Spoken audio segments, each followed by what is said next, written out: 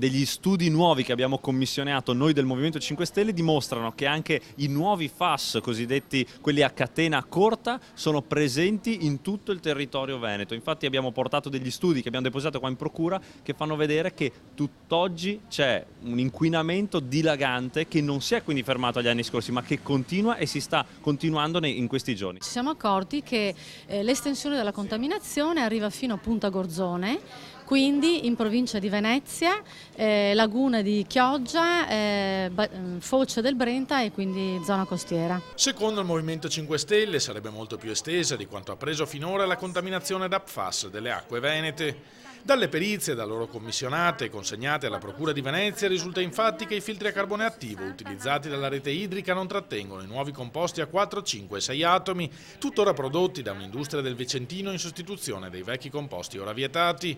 Per ora, puntualizzano gli esperti coinvolti dai grillini, i valori nelle acque potabili sono sotto la soglia di legge, ma se la produzione non viene fermata ci ritroveremo con una nuova emergenza ambientale. Ci sarà uno scenario futuro per i gestori delle acque che noi vediamo abbastanza preoccupante, perché finora i filtri a carbone attivo utilizzati dai gestori delle acque sin dal 2013 a tutela dei loro consumatori, diciamo, sono stati sempre messi e utilizzati.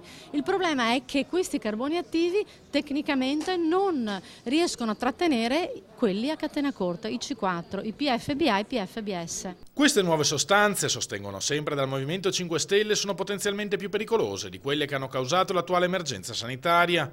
Se non investiamo ora in ricerca, concludono, sia per quanto riguarda il filtraggio che per la produzione di composti diversi dagli attuali, tra 5 anni ci ritroveremo con le falde di nuovo piene di sostanze nocive.